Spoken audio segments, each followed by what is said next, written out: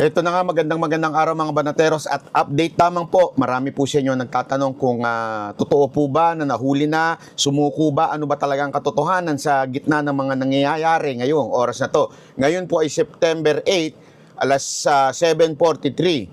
So, kanina nga ho nag-post si Abalos na sumuko na daw si Pastor Kibuloy. Hindi po totoo yon. Ang totoo po niyan ay hindi po sumuko sa PNP kasi pinalalabas nila na nahuli daw or kung ano-ano man ang sinasabi nila. Hindi po nahuli ng PNP, hindi po sumuko sa PNP. Ito po yung sumuko sa AFP, sa sundalo. Okay? Particular na sa ISAP. Okay? So ito po linawin natin. Ang ISAP po kasi pag nagtrabaho yan, tahimik yan.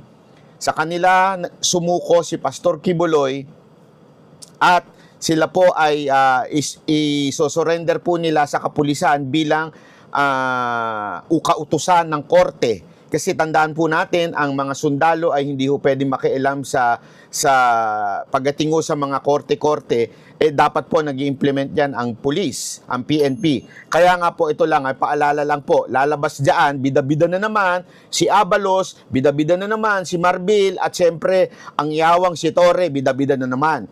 Pero isang ang katotohanan dito, napahiya po si Torre. Malinaw po, napahiya si Torre at yan po ang sinasabi ng mga taga-KOJC. Kaya nga sinasabi natin, tagumpay. Tagumpay po. Anong ibig sabihin nun? Tagumpay in a sense na totoo ang sinasabi ng mga taga-KOJC. Hindi po nagtatago sa loob ng KOJC si Pastor Kibuloy. Sumuko po siya sa AFP, sa ISAP. Again, tahimik po ang ISAP na hindi po nila i-claim yan, hindi po nila sasabihin yan dahil po sila ay simple lang magtrabaho.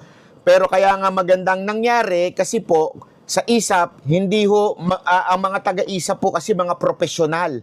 Yan po ay mga talagang nakita natin, hindi po dumanak ang dugo dahil sa kanila po dumaan. Pero kung kay Torre yan, o di kaya kay Marbil, naku po, kita nyo naman kanina, 10,000 ang pinadalang mga kapulisan. Kung sa kanila po yun, malamang sa malamang, gulo na ho ang nangyari, madugo na ho. Ganyan to ang tanong ng iba. Sandali. Di ba dahil sa pagpe-pressure ni Torre, kaya sumuko si Kibuloy, si Pastor Kibuloy? Hindi po. Planado na po yan.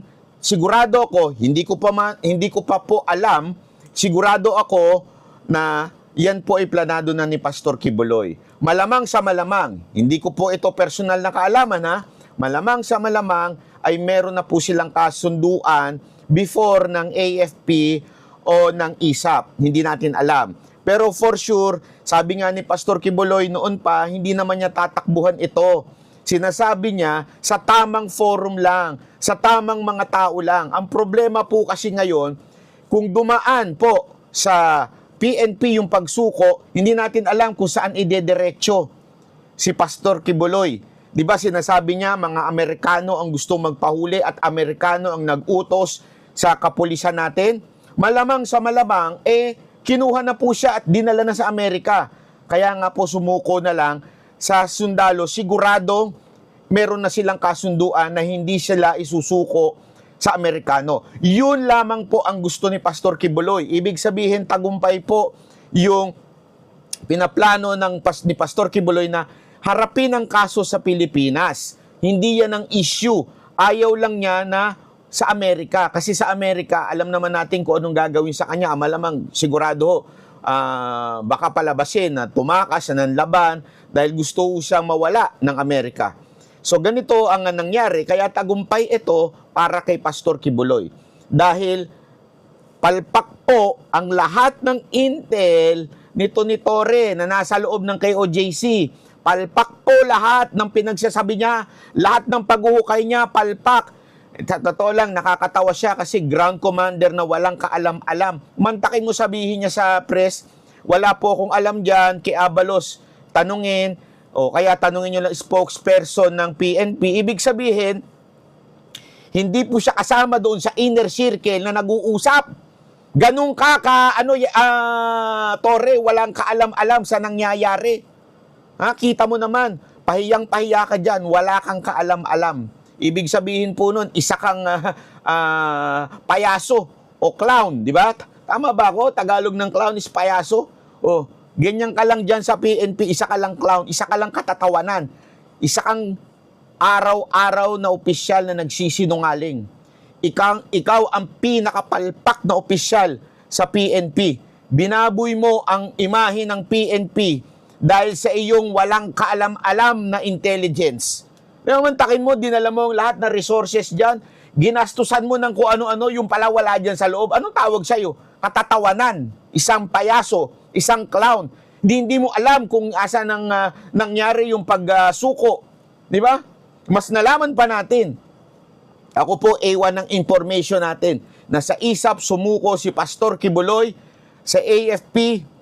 At, eto ha, abangan ninyo sa mga balita, hindi po palalabasin na sa AFP siya sumuko, hindi po palalabasin sa ISAP siya sumuko. Kasi gustong maging credit ni Abalos ito. Dahil alam naman natin si Abalos tatakbong senador. So, palalabasin nila kay Abalos sumuko. At ang AFP, tahimik po yan. Hindi ho yan magsasalita, professional po yan, lalong-lalo ng ISAP. Pag nagtrabaho sila, tahimik, hindi ho sila yung tipong nag-e-epal-epal. So, ito ho'y A1 information. Hindi po sa PNP sumuko. Mahalaga po ba ito? Ito ba ay masasabi nating success? Ito po ba ay kaninong tagumpay? Hindi po ito tagumpay ng PNP. Uulitin natin. Ito po ang wish ni Pastor Kibuloy simula pa lang noon.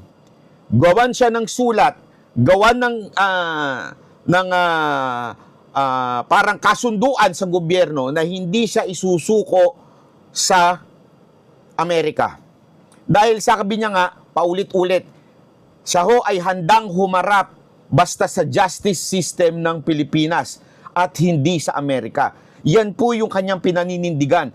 Justice, dito lang o sa Pilipinas, sa korte ng Pilipinas, wag sa Amerika. At malamang sa malamang, ito'y aking opinion lamang, ito'y hindi pa facts, na mayroon na pong kasunduan si Pastor Kibuloy. Hindi ko alam kung kanino, pero malamang kaya po siya sumuko dahil yun po ang kanyang inaantay na parang kasunduan. So sa tingin ko yun, basahin ko lang po ang update kasi alam naman natin medyo by the minute ang update. Oh. Ayan. So ito na. Okay. Ayun. Ay grabe. Dapat news blackout pero yan ang usapan. Naku po, pabihira. Oo, ng chief. At naku, patay tayo dito. Yung pala usapan daw. Etong si Abalos, anak ng wewe, nagbida-bida na naman. Oh. Nagtiwala ang board ng KOJC sa opisyal ng ISAP. Yan po ang totoo.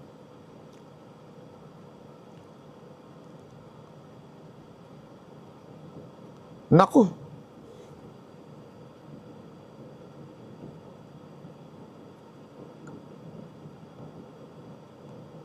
Ito po. Ano ito?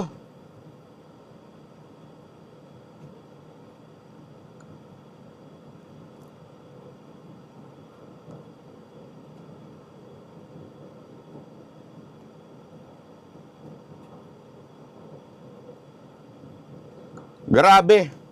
Matindi po ito. Matindi hong labanan ho ito.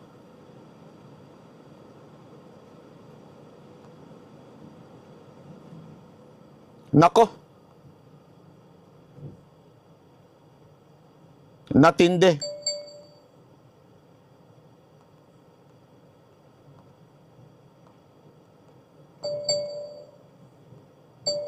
Naku po, sunod-sunod na. Ito na nga. So hanggang dito na lang po muna tayo. Hindi pa po tayo pwede magbigay ng detalye. Okay? Pagpasensyaan nyo na po. Ito lang muna ang ating update. Okay, maraming salamat po sa lahat ng nanood. Yan po ang hindi official.